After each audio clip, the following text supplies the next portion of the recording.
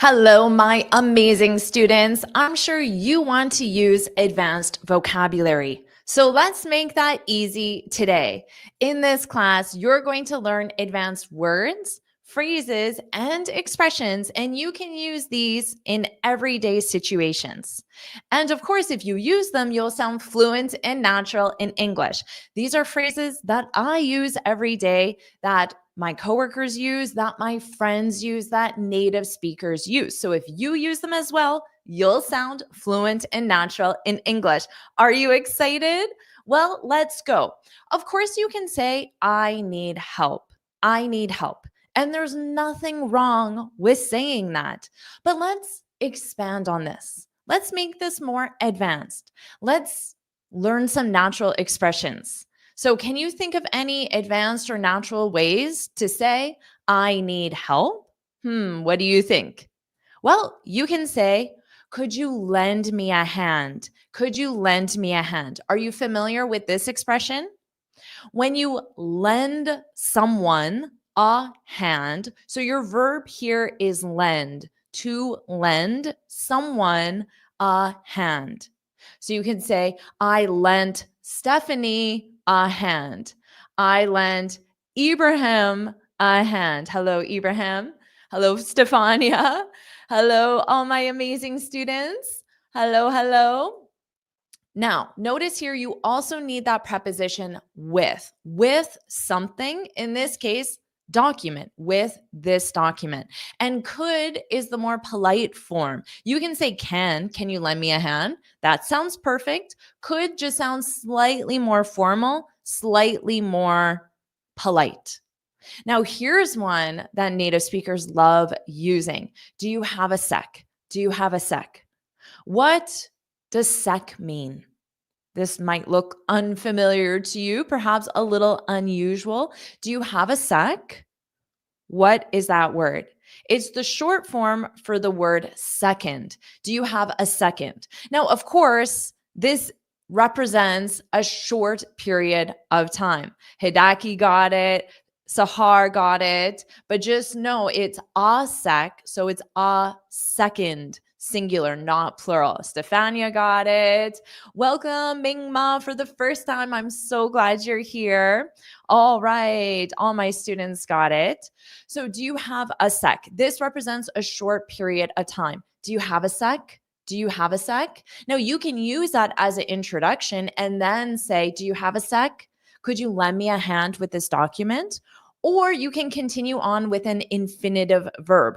Do you have a sec to help me out? So notice instead of saying to help me, you can add the word out to sound more casual, more natural, to help me out. And then if you include the something, you use that preposition with this document, with this document. How about this one? Would you mind? What do you notice about this sentence structure? Would you mind? What comes next? A gerund verb. So everyone, practice this in the comments. Would you mind? And what can you put? You can put any verb. Mine was showing me how to export this document, but it could be anything. Would you mind? What could you say? Put your example in the comments to practice using this gerund verb. Would you mind? Would you mind? All right. Welcome, welcome. Beam all the way from Nepal. I'm so glad you're here for the first time. Yeah, absolutely. Sahar, you can simply say, would you mind helping me? Would you mind helping me? Very nicely done. Now, the next one, could you? We already know you could say, can you? Could is slightly more advanced or slightly more professional and formal. Now, walk me through. The idiom here is to walk someone through something. And if you do that, it means you explain in detail. Would you mind walking me through how to export this document? So explain in detail how to export this document. So all of these are very natural, very professional, and advanced ways to say simply, I need help. And exactly, simply, would you mind speaking louder? Would you mind opening the window? Would you mind putting more lessons? You would need to specify the location. So putting more lessons on YouTube, or you could say, would you mind making, creating, posting more lessons? You can absolutely say that. Very nicely done. Awesome job, everyone. Okay, so what else do we have here? You can say, let's meet to discuss this. Absolutely, you can say this and you should say this. It's certainly a part of my vocabulary, and I use this probably every single day. Let's meet to discuss this. And you can include a time reference. Let's meet this afternoon. Let's meet at 2 p.m. Let's meet tomorrow, and then to do something to discuss this. What are some more perhaps advanced ways that will help you sound fluent and natural? So let's review other ways that natives would say this. How about this one? Are you free to go over this? To go over this. So instead of saying this as an instruction, let's meet, I'm phrasing this as a question.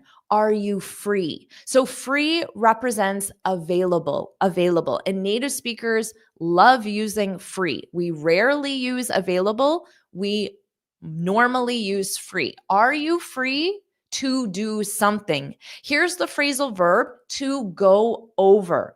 If you go over something, it means you review it in detail. Are you free to go over the document? Are you free to go over the process?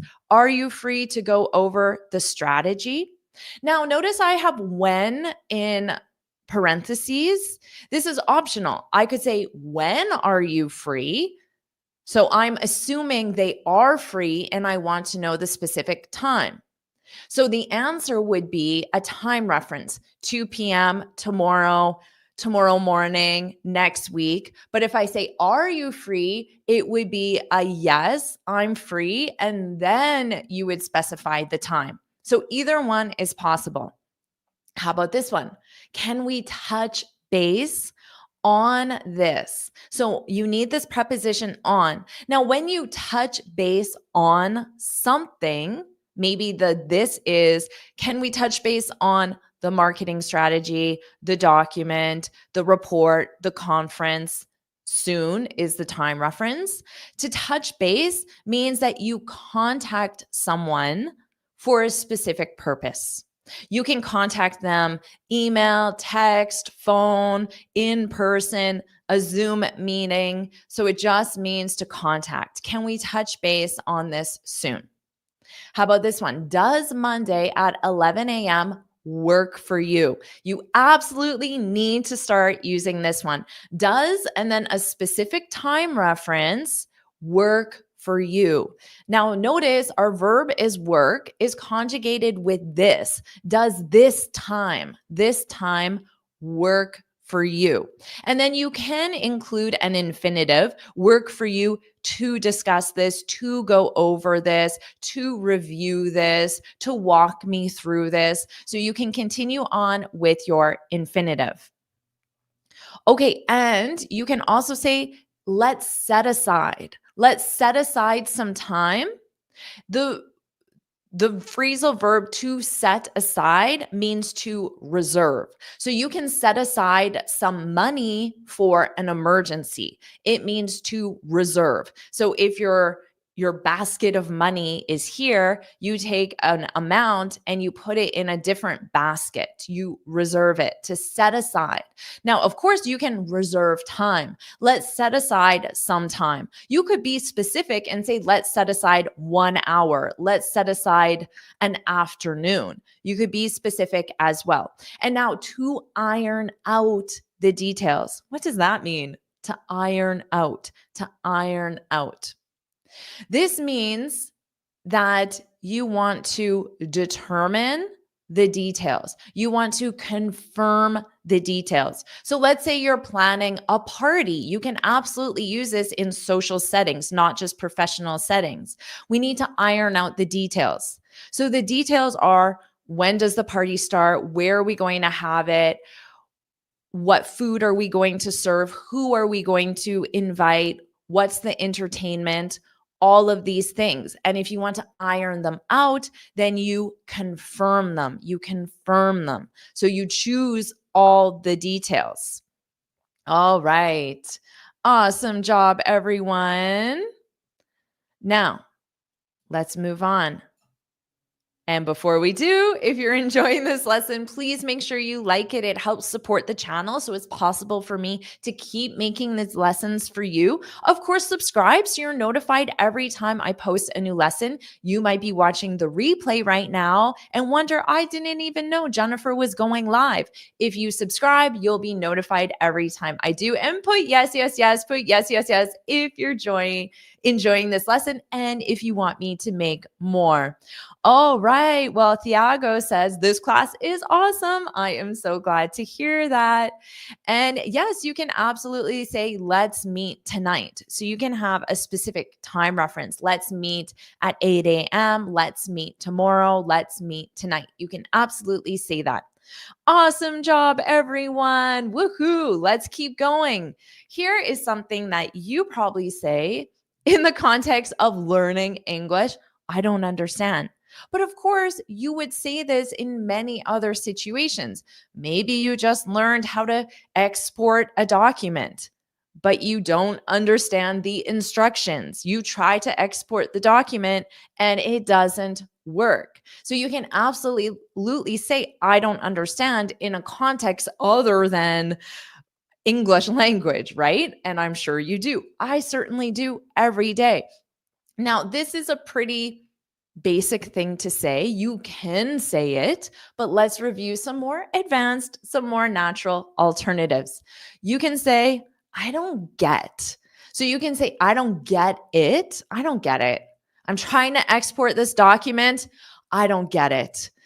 My coworker explained it to me. My coworker walked me through it, but I don't get it. So get is a replacement to understand. Like I said, you can simply use it representing how to export this document, or you can say, I don't get how to export this document. Exactly. Uduak, I don't get it. I don't get it. The teacher explained the present simple, but I don't get it. I don't get it. It's a very natural thing to say. Okay. Yeah, absolutely, Julia. You can say, I am struggling. I'm struggling because if you have the verb to be, am, you need the present continuous. I'm struggling to figure it out. So to figure something out means you understand how to do it. Very nicely said. You can also say, I'm having trouble. This is very common. Adil explained to me how to export the document, but I'm having trouble with it. I'm having trouble with it. I'm having trouble, or I'm having trouble. What do you notice? Your verb in ing. I'm having trouble exporting the document. So, what about when it comes to the English language? I'm having trouble. What would you say? I'm having trouble using phrasal verbs.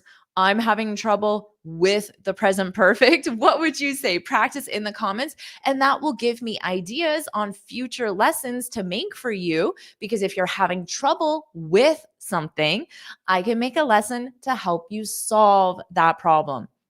You can say, this is a very natural one.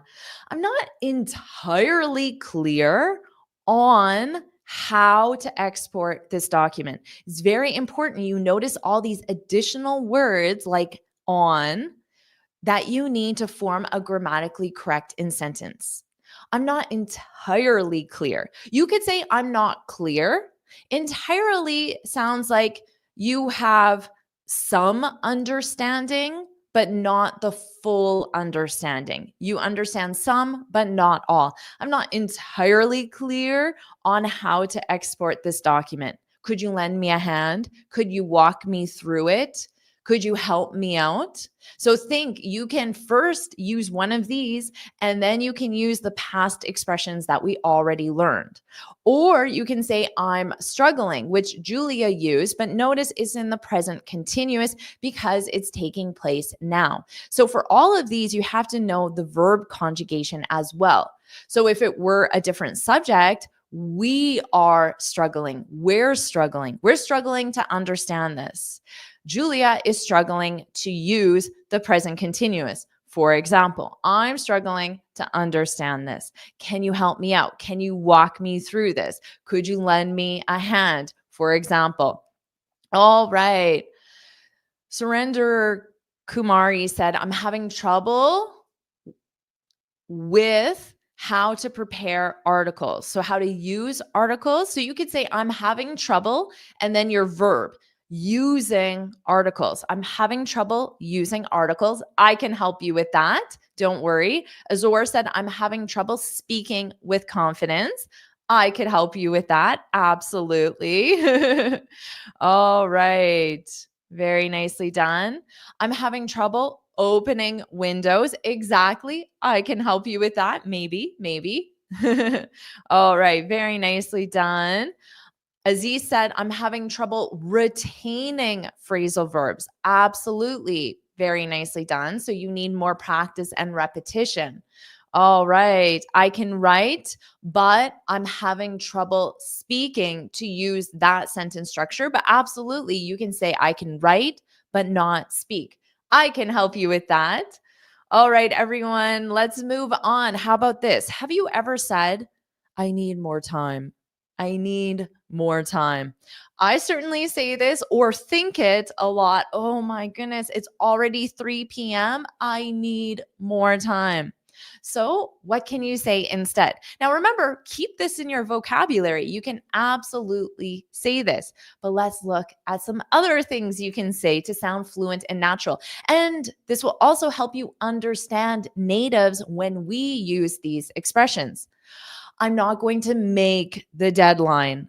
So, if it's 3 p.m. and the deadline is at 4 o'clock, and I'm only 50% done, I can say I'm not going to make the deadline. Make is an alternative to meet the deadline. If you meet the deadline, if you make the deadline, it means you accomplish it. You achieve it. It's very common to use the verb make. I'm not going to make the deadline. I'm not going to make the deadline. Now, notice how I said going to. I pronounce this as gonna in spoken English. Repeat after me. I'm not going to make the deadline.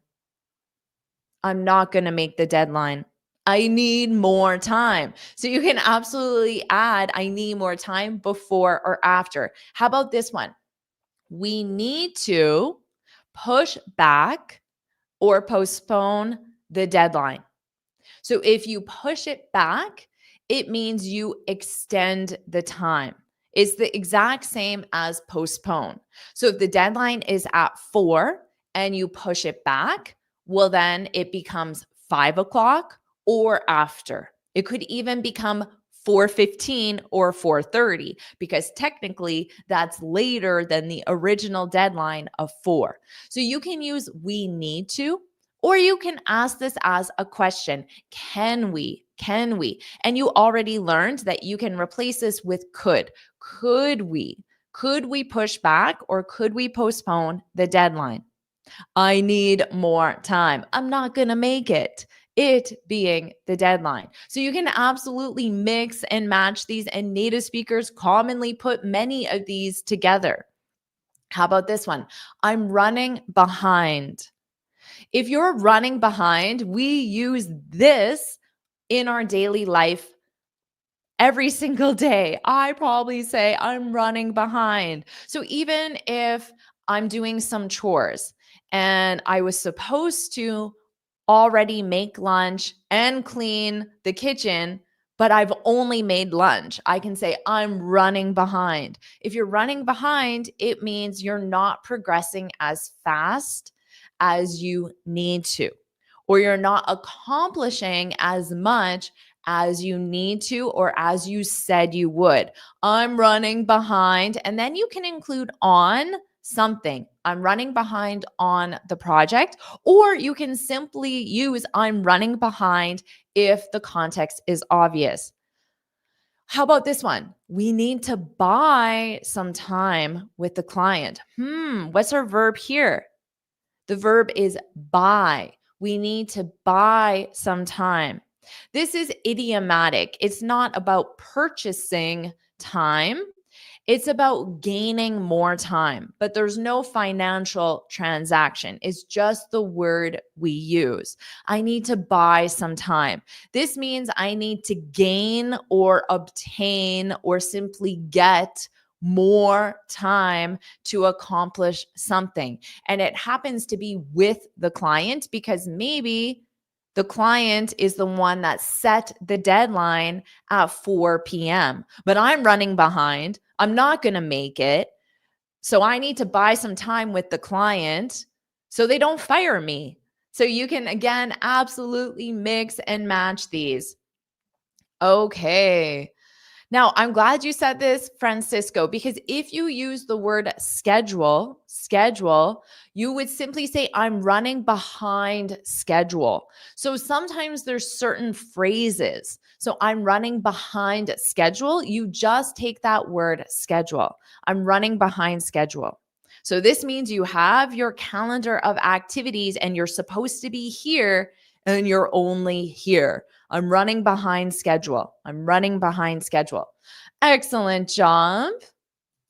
How about this one? Oh, I'm sure you already know some advanced phrases, some natural phrases, some expressions that you can use instead of saying great job on the.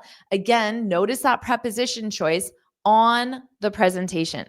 Now, again, I absolutely use great job most of the time. It's very common in my vocabulary, but I want to share with you some other expressions. So what else could you say? I'm sure you know many other expressions. So instead of saying great job on the presentation or simply great job, you did a great job, what else could you say? Do you know? How about this one? You rocked the presentation. Now, if it's obvious, the context of the presentation, my coworker just finished her presentation, then I can use it instead of the presentation. And just know that native speakers, if we can replace the noun with it because it's obvious, we do, but it must be obvious. If there's any doubt that the person doesn't know what it represents, a native speaker will use it. Okay. But if we can replace it, we do replace it. You rocked it. Notice that pronunciation of the ED. You rocked it. You rocked it. Now, rock is the verb.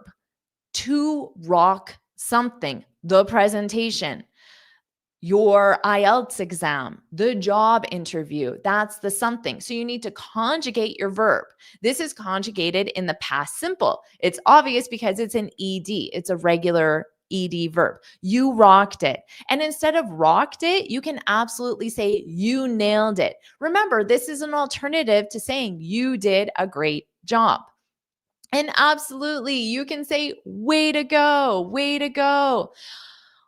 I would put this in the past simple. You rocked it instead of the present perfect. And absolutely, you can change the subject. She nailed it. She nailed it. And yes, you can use any something. You nailed the job interview. You did a great job on the job interview. So notice with great job, you need the preposition on before you specify the noun. But here with nailed and rocked, you don't. You just specify the noun directly. You nailed the job interview. You did a great job on the job interview.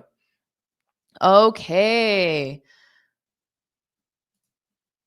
Now, you could also say you knocked it out of the park. You knocked it out of the park. If you're a fan of baseball, you understand this expression. Because if you knock it out of the park, the ball, it means you did a great job. So that's what this means. This is a baseball idiom. You knocked it out of the park. But just know that even if native speakers don't follow baseball, we understand what this means. I don't watch baseball. I don't know the rules of baseball too well, but I still use this idiom and I understand it. Okay. So you don't have to like sports to use this idiom. You knocked it out of the park. Now, notice how I pronounce out of, outa, outa, out of the park, out of the park. You knocked it out of the park. Now, instead of it, you can absolutely specify the something. But again, native speakers will not if it's obvious. You knocked it out of the park. All right. Now, how about this one? Wow. Wow. I'm seriously impressed. So you can absolutely just say, I'm impressed. Native speakers love using the word seriously. Seriously, great job today. Seriously, you knocked it out of the park. Seriously, you rocked it. So you can add seriously to any of these. It means I'm being serious. I'm not just saying this to be nice to you. I truly mean it. I'm seriously impressed. So when we add seriously, is letting the person know you're not trying to be nice. You're not saying it because it's the polite thing to say. You truly believe it. And that's why it sounds a lot stronger when you say, I'm seriously impressed. Or at the beginning, seriously, great job today. So hopefully you're thinking that right now with my presentation. You think, Jennifer, you're knocking it out of the park. Notice I changed my verb conjugation to the present continuous because I'm presenting right now. You're knocking it out of the park. So you can absolutely say that. All right, give me five. Give me five. So, yes, I speak American English. And because I speak it, that's what I teach. So, I speak and teach American English. Welcome, welcome. It's wonderful having you here. All right, everyone. And thank you, Azor. I appreciate you saying that. Thank you very much. All right. Now, how about this one? That's not a good idea. How many times have you said this to your friend, your spouse, your friend? I already said friend, your coworker, a family member. That's not a good idea. You can absolutely say that, but let's review some other things you can say. Because if you simply say, that's not a good idea, maybe the person might feel a little sad or even mad, offended by that. So let's review some other options you can say. And Ahmed, I'm so glad you're seriously impressed. Woohoo! Thank you for saying that. And thank you, Aya. You are seriously the best as well. And this is a great way. Seriously, you're the best. Awesome. I love that. You sound very natural. And hello, Lily. Lily, nice to have you here.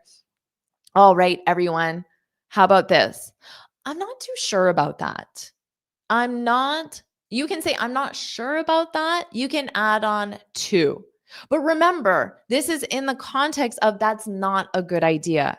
So let's say your friend comes to you and says, I want to quit my job and start an animal rescue, and I am going to adopt 20 dogs and have them live in my apartment. And you can say, I'm not too sure about that. I'm not too sure about that. You're expressing hesitation about that person's idea. I'm not too sure about that. So this is an alternative to say that's not a good idea.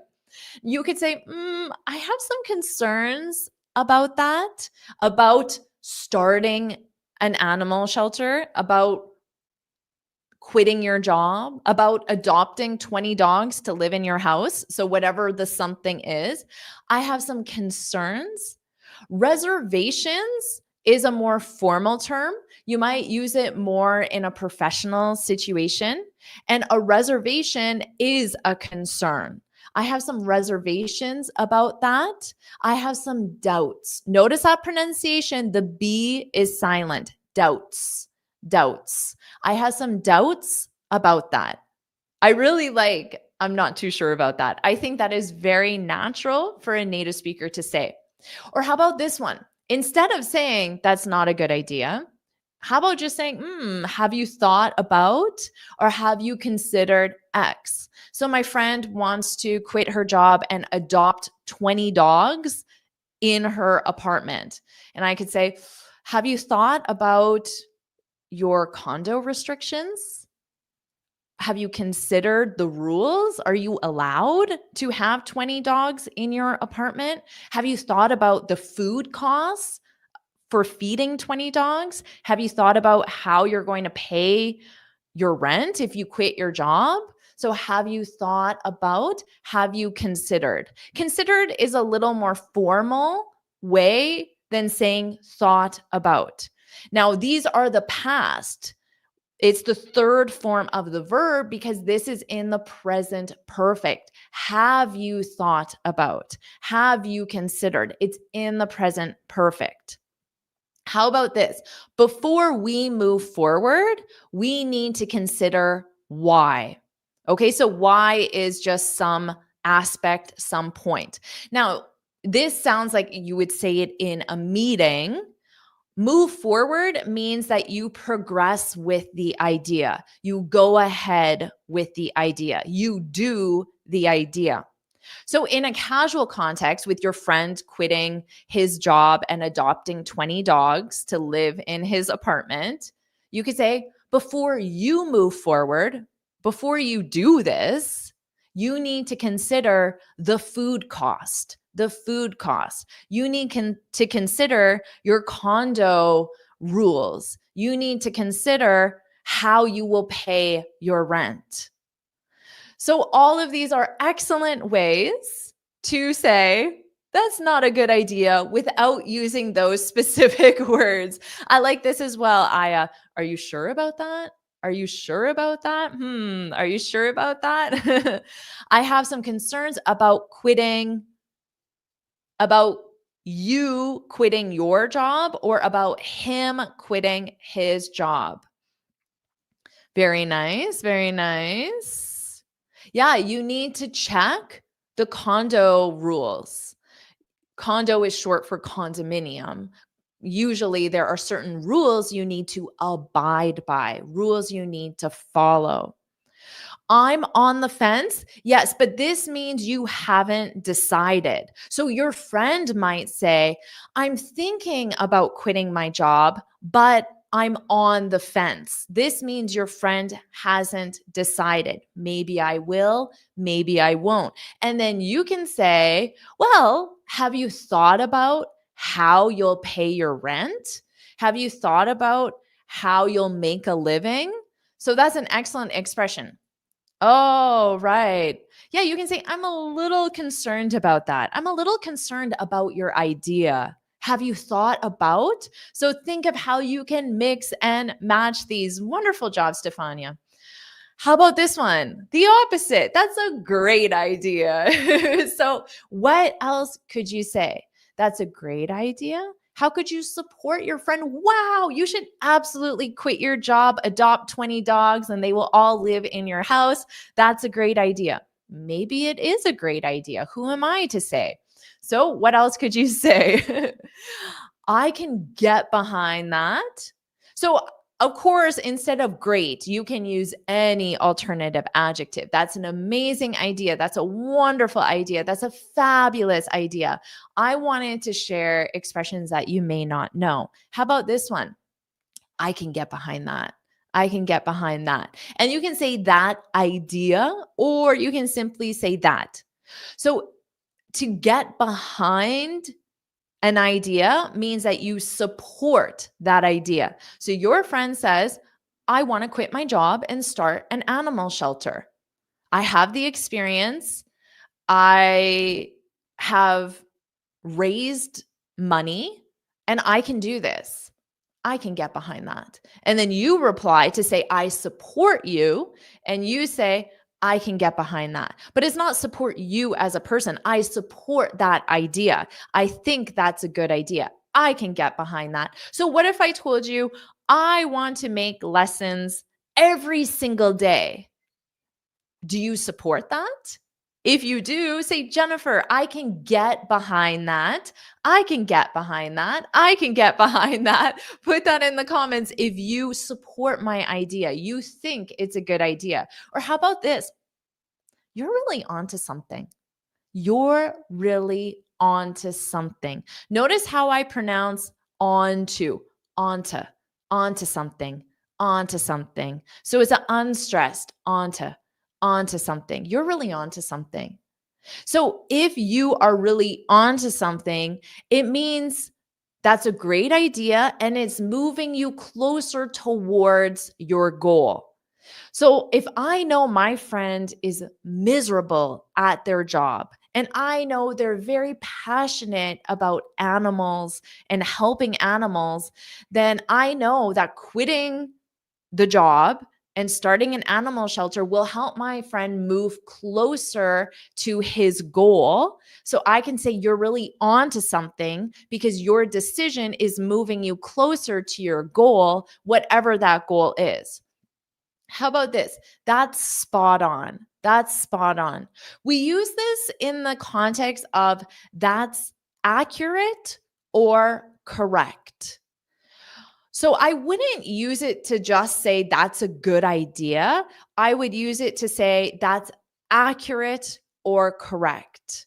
So my friend might say, I raised I figured out that I need $20,000 for the year. So I developed a plan to raise that money. And after I raise that money, I'm going to quit my job. And I can say, that's spot on. Like, that's a correct plan. That's accurate. The plan is accurate. So it's a little specific how you use that spot on. And native speakers love saying 100%. 100%. Have you heard a native speaker say this? Oh, it is so common. And we don't say 100, 100. We say 100. So we turn the one into 100, but we basically drop it. So it really just sounds like 100%. 100%.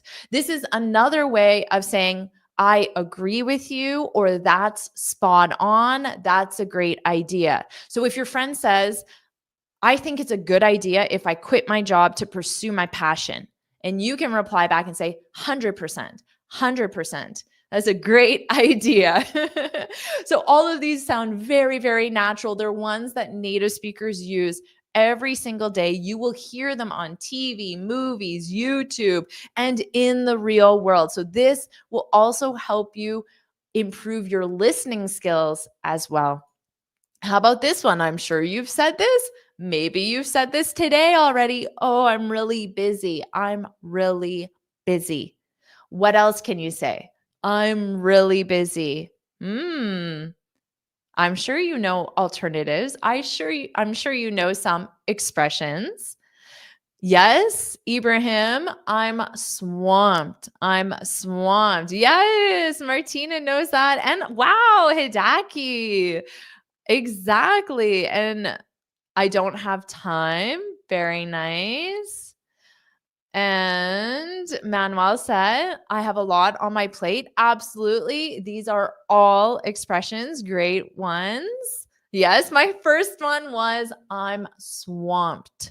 And notice that pronunciation. At the end, it's a very soft T. I'm swamped. I'm swamped with. Now, with something, I'm swamped with the project. I'm swamped with my new animal shelter. I'm swamped with all the chores I need to do. Or you could use because of, but you need that of because of the project, because of something. So what about you? What are you really busy with right now? What are you swamped with right now. Write your example in the comments and make sure you pronounce it so you practice that pronunciation of swamped. Swamped. You could say something, the project, and because it's singular, because it's one, the project is taking up all my time. So if something, the project, studying for your English exam, learning phrasal verbs, preparing for your job interview, is taking up all your time, it means it's using all your time. So the phrasal verb is take up, and then you have to conjugate your verb. So here is in the present continuous because it's taking place now. You could say last week the project took up all my time, so now I'm running behind. Remember that expression? Now I'm running behind because last week the project took up all my time. How about this one? I love this one. My schedule or my calendar is packed this week. So the adjective form packed, so your verb is to be packed. This means full is full this week. Now you can make it sound even stronger by using jam-packed, extremely full.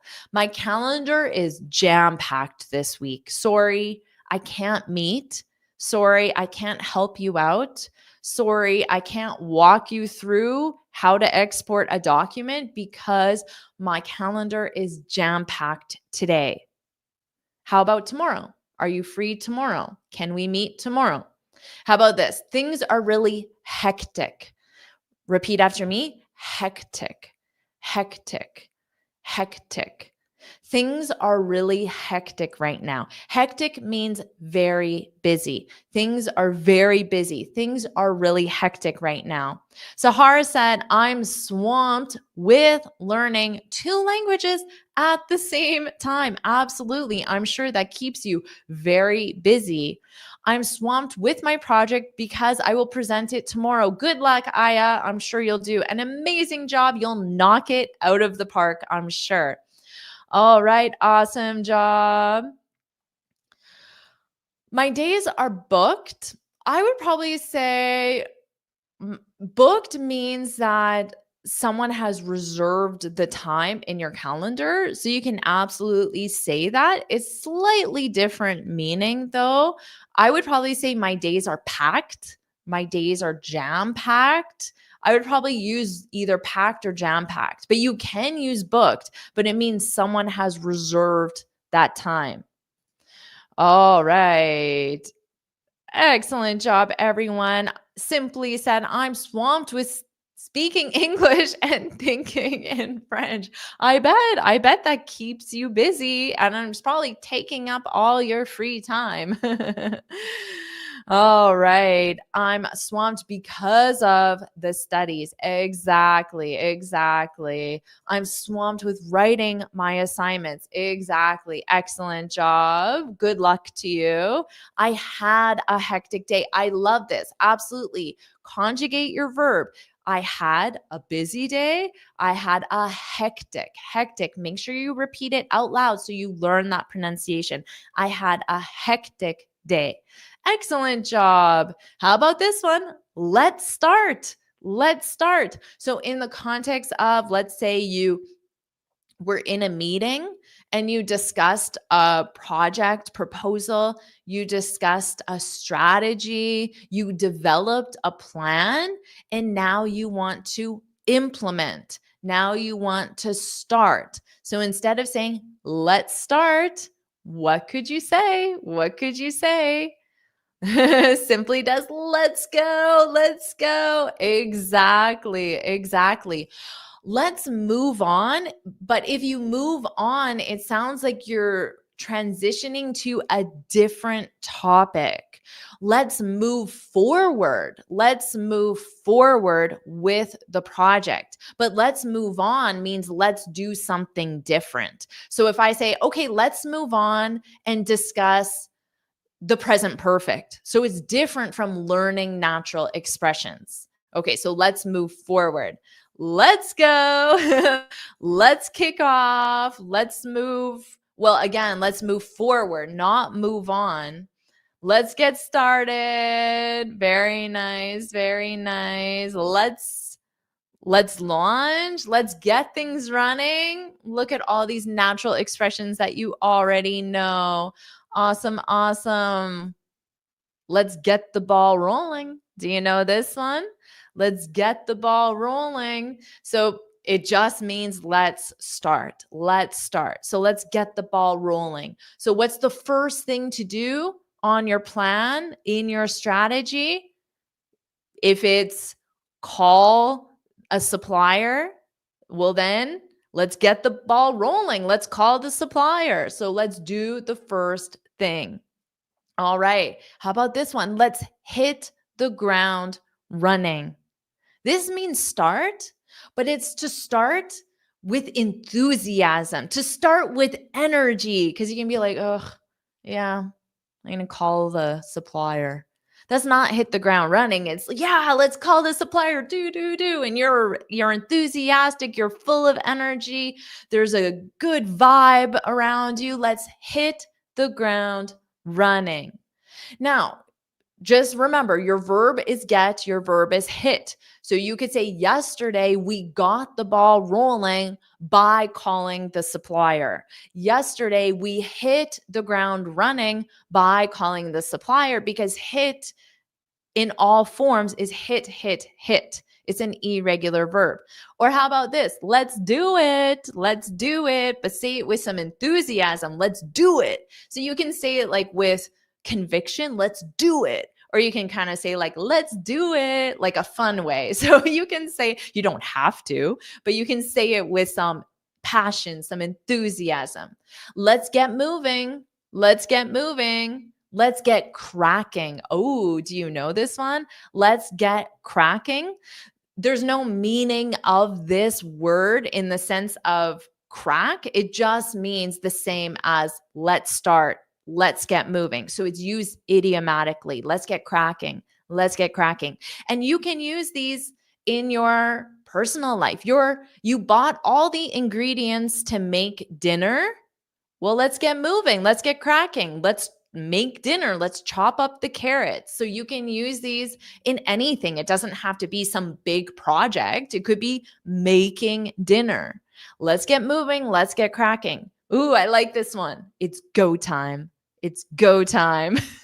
This is the same as saying let's go, but instead of using the verb go, you're saying it's go time. It's time to start. It's time to get moving, get cracking. It's go time. It's go time. Again, you can say it with some enthusiasm.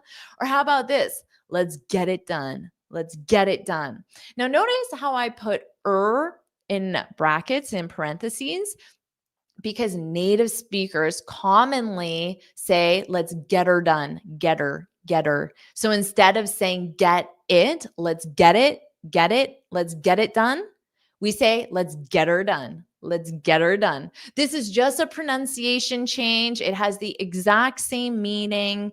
It's just something that commonly takes place. So don't be confused if you hear a native speaker say, let's get her done. Let's get her done. It's just very casual, very informal. All right. So those are all the fun ways, native ways that you can say, let's start in a very casual way. But very casual way. All right. Jonas says there's a lot to do today. So let's get going and make the most of it. Exactly. Let's get going. Let's hit the ground running. Let's get cracking. Excellent job. Very nicely done. It's showtime. Exactly. It's go time. It's showtime. Very nicely done. Very nicely done. Let's get it done. Let's get it done. Let's get her done. Exactly. Very nicely done, everyone. All right. That was so fun for me to hear all of you, or to read all of you using these expressions. I love when my students use these expressions because honestly, when I hear you or see you, I guess I should say, see you use these expressions, do you know what I think? Wow, I'm seriously impressed because you sound just like me. You sound just like my friends. You sound just like my coworkers. You sound like native speakers on TV, movies, YouTube. You sound like a native speaker. So I'm always seriously impressed when my students use these expressions. And that's why I love sharing them with you. And remember, they will also help you understand native speakers on TV, movies, YouTube, everywhere in the real world. So put let's go, put let's go. If you enjoyed this lesson, Hidaki enjoyed it, Stefania, Sadman, let's get it done. Absolutely. Sadman, woohoo. Let's go, Julio. Let's go. Let's do it, Sahar. Awesome. I'm so glad you enjoyed this lesson. I had a lot of fun making it for you. Let's go, Horatio. It's go time. Let's do it. Let's get cracking. All right, everyone. Have a wonderful day. And I can't wait to see you in my next lesson. Bye, everyone.